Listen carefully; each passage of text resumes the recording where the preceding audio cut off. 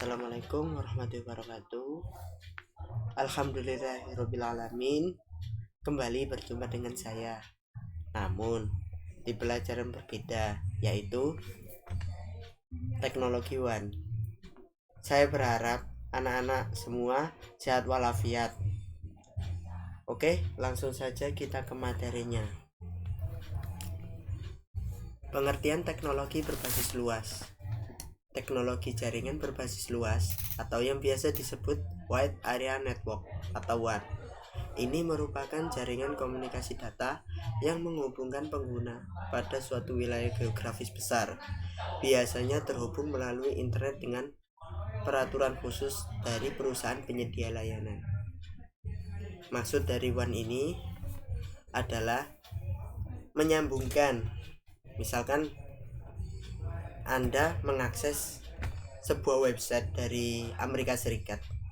Lah, dari Amerika Serikat itu nggak mungkin kalian mengkoneksikan tersebut dalam jaringan yang kecil, harus jaringan antar benua. Nah, konsep dasar tersebut dinamakan Wide Area Network atau WAN. Secara garis besarnya kayak gitu. Teknologi jaringan berbasis luas berfungsi untuk menghubungkan LAN atau yang kita sebut Local Area Network yang berada secara terpisah di beberapa wilayah. WAN biasanya juga digunakan untuk full-time atau part-time connectivity antar daerah serta public service seperti email. Maksudnya begini, sebelum membuat perangkat WAN, kita terlebih dahulu menggunakan konsep LAN untuk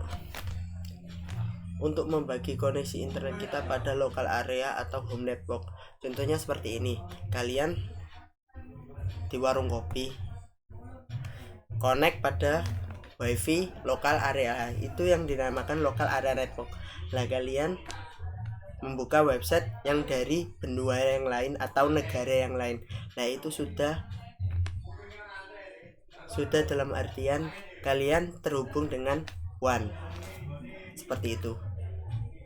Local Area Network. Local Area Network merupakan jaringan lokal yang digunakan oleh suatu organisasi untuk berbagai sumber daya, seperti printer dan file. LAN biasanya dibangun dan dikelola oleh organisasi tersebut. Teknologi LAN antara lain Ethernet dan Token Ring dan FDDI. Nah, ini gambaran sekilas tentang connectivity LAN. Jadi anggap saja ini sebuah home network. Nah, ini anggap seperti kalian di rumah punya sebuah langganan IndiHome gitu. Langganan IndiHome. Terus kalian mempunyai komputer, tablet, HP. Nah, itu kalian sambungkan pada suatu perangkat modem di rumah kalian. Nah, itu sudah termasuk pada local area network kalian. Nah, local area network itu tujuannya untuk menyambungkan kalian ke jaringan yang lebih besar seperti WAN. Lanjut, untuk kedua adalah Metropolitan Area Network atau yang disebut MAN. Metropolitan Area Network pada dasarnya merupakan versi LAN yang berukuran lebih besar dan biasanya menggunakan teknologi yang sama dengan LAN. MAN dapat mencakup kantor-kantor perusahaan yang letaknya berdekatan atau juga sebuah kota dan dapat dimanfaatkan untuk keperluan pribadi ataupun swasta atau umum. MAN mampu menunjang data dan suara, bahkan dapat berhubungan dengan jaringan televisi kabel. Maksudnya MAN ini secara garis besarnya adalah gini. Kalian di Lamongan, terus kalian mau ngakses jaringan di Surabaya. Nah, itu kita kan beda kota. Nah, itu udah dinamakan MAN atau Metropolitan Area Network. Kalian berkomunikasi antar kota secara garis besarnya kayak gitu. Nah, ini contoh gambar dari Metropolitan Area Network. Jadi anggap saja ini kantor kalian di Lamongan, ini kantor kalian, ini kantor di Surabaya. Lah, ini konektivitasnya Ini yang satu LAN, terus kalau digabungin nanti tiap kota itu akan terkoneksi secara harfiahnya. Dengan kata lain, MAN itu tadi jaringannya antar kota.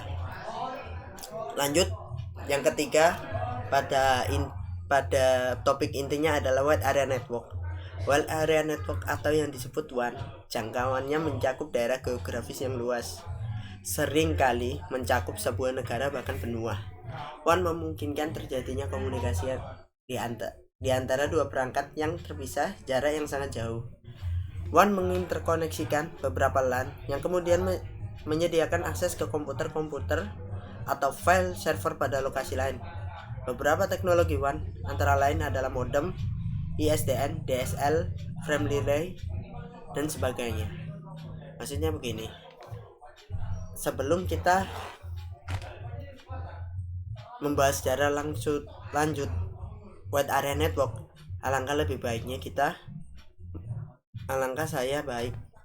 baiknya menjelaskan tentang apa saja sih komponen yang diperlukan untuk mengakses Wide Area Network. Nah, ini adalah gambaran dari Wide Area Network. Wide Area Network ini tujuannya kayak gini. Nah, ini adalah sebuah LAN, ini adalah sebuah LAN, ini adalah sebuah LAN. Gimana caranya menyambungkan satu home network dengan home network yang lain, kantor cabang yang lain? Nah, itu kita pakai WAN atau kalau bahasa kerennya sekarang itu internet cloud atau penyimpanan bersama di media virtual. Nah, itu kita sambungkan. Wide Area Network itu terhubung sama satelit yang ada di atas kita. Jadi intinya WAN itu mendekatkan yang jauh di dalam satu di dalam satu internet. Intinya kayak begitu. Saya akan menjelaskan kelebihan dan kekurangan WAN. Untuk kelebihan WAN, yang pertama, berbagi file atau informasi melalui area yang lebih luas. Nah, tadi sudah saya jelaskan WAN itu gunanya apa. Kedua, pengguna yang berada dalam jaringan ini dapat menggunakan data yang sama. Maksudnya satu server itu dapat diakses beberapa orang. Contoh, misalkan kalian punya akun Google sama dengan teman kalian bisa aksesnya bareng-bareng. Maksudnya mengakses sebuah server yang skala Wide Area Network itu secara bersama. Untuk ketiga, memiliki sistem jaringan yang besar sehingga mampu menjangkau ke seluruh dunia. Yang keempat, jika terkoneksi dengan internet, transfer file yang jaraknya jauh bisa dilakukan dengan cepat. Maksudnya, seperti Anda ingin mendownload film di server luar ataupun di website luar, seperti contohnya di Malaysia. Gak mungkin kan kita bikin sebuah jaringan LAN ataupun kabel untuk menyeberangi lautan menuju Malaysia, nggak mungkin. Jadi kita menggunakan Wide Area Network sebagai media transmisi data kita dengan yang lain. Yang kelima, berbagi resource dengan koneksi workstation. Ini adalah kekurangan WAN. Kekurangan WAN adalah biaya operasional yang sangat mahal. Maksudnya biaya operasional apa aja sih? WAN memerlukan jaringan bawah laut, koneksi satelit. Nah, itu memerlukan biaya yang enggak sedikit untuk memerlukan itu. Yang kedua, pengaturan jaringan lebih sulit dan rumit. Yang ketiga, rentan terhadap hacker. Nah, kalian tahu kan istilah hacker ini? Jadi Wide Area Network itu gampang disusupi oleh hacker. Contoh, kalian punya sebuah akun sebuah akun game. Terus kalian dikirimi tautan atau link yang menyuruh kalian ngeklik link tersebut. Kemudian kalian masuk ke link tersebut, tiba-tiba akun kalian hilang. Nah, itu kelemahan dari wide area network itu. Keempat, memerlukan firewall yang baik untuk membatasi pengguna lain yang bisa mengganggu jaringan. Maksudnya, kalian mengakses wide area network, kalian memerlukan firewall ataupun antivirus untuk melindungi komputer kalian terhadap serangan virus ataupun serangan dari phishing tadi yang saya jelaskan, rentan terhadap hacker itu tadi. Jadi kalian harus punya pelindung untuk memprotek PC kalian biar tidak terkena virus. Lanjut, yaitu fungsi WAN. Fungsi WAN yang pertama adalah mengintegrasikan dan menghubungkan jaringan LAN dan MAN. Sudah saya jelaskan tadi bahwa wide area network itu perlu LAN dan MAN sebagai media pendukung dari wide area network tersebut. Kedua, pendukung operasional perusahaan. Maksudnya perusahaan juga perlu adanya internet sebagai media operasional mereka untuk pemasaran, untuk media informasi, untuk AdSense ataupun iklan. Mereka butuh internet atau wide area network itu. Ketiga, mencegah terjadinya miskomunikasi. Maksudnya mencegah miskomunikasi ini, masa kalian ngirim data ataupun mengirim perintah, misalkan kantor kalian di Jakarta, terus klien kalian di Surabaya, terus kalian nyuruhnya pakai pesan, kan enggak? Pesan, maksudnya pesan surat, nggak mungkin kan kalian mengirim pesan sebagai itu, dan terlalu lama, biaya operasionalnya juga. Jadi WAN ini mempercepat media transmisi ataupun media perintah.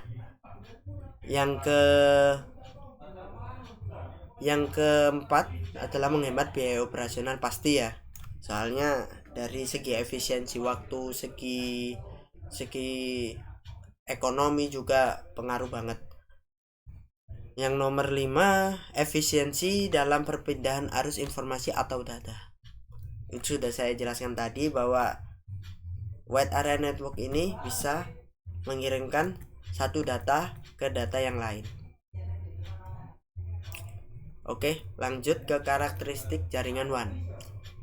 Yang pertama, penghubungan perangkat yang tidak bisa dijangkau oleh jaringan LAN dan MAN.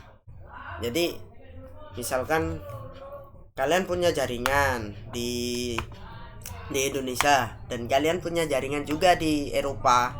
Lah, nggak mungkin juga kalian hubungkan dalam suatu homework.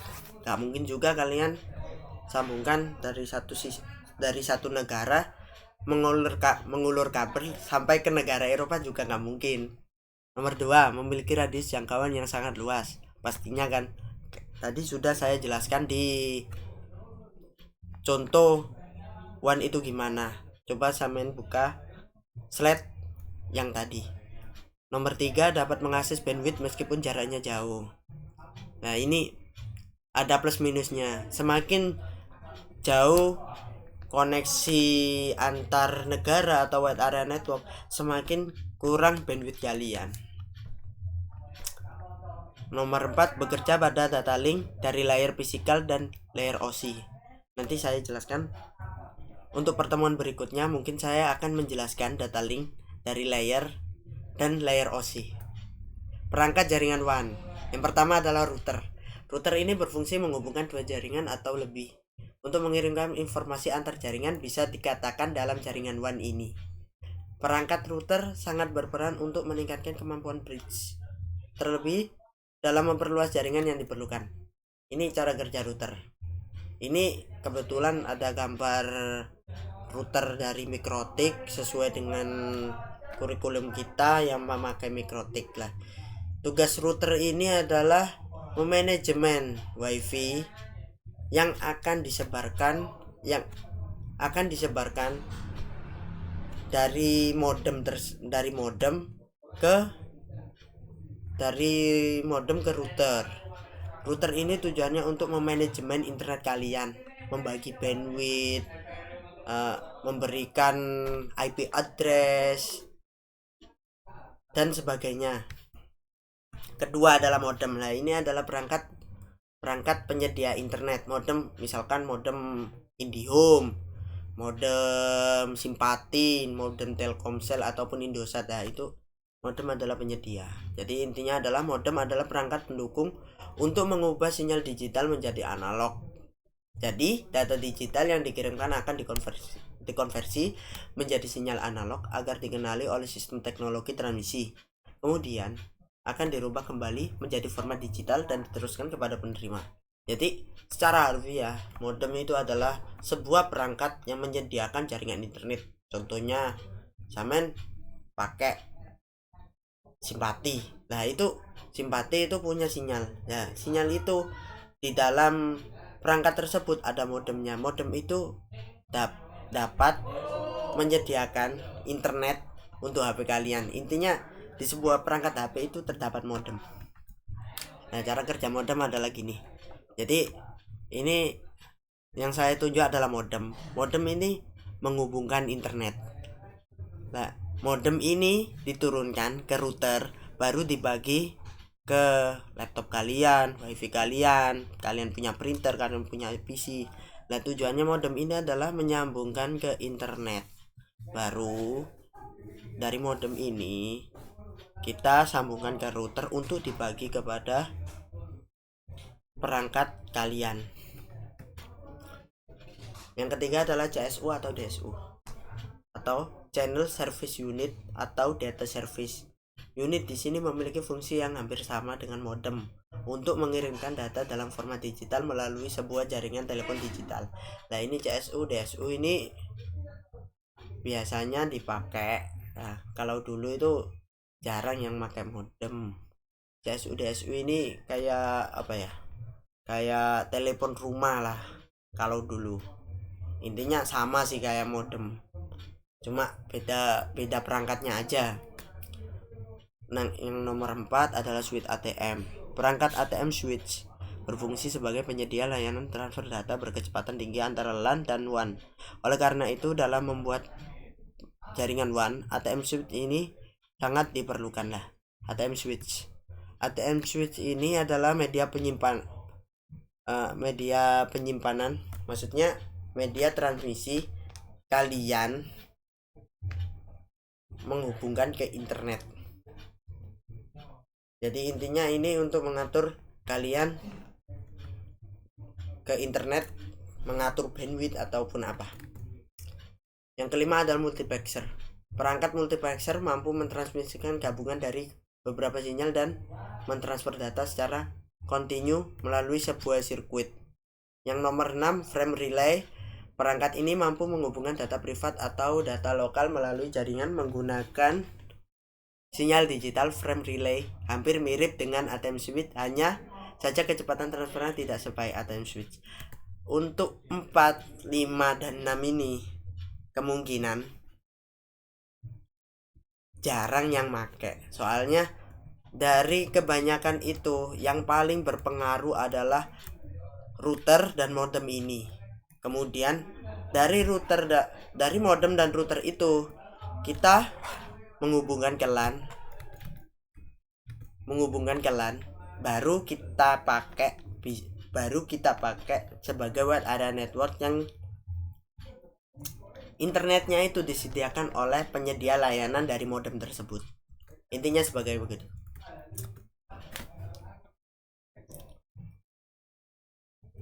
Mohon maaf yang sebesar-besarnya.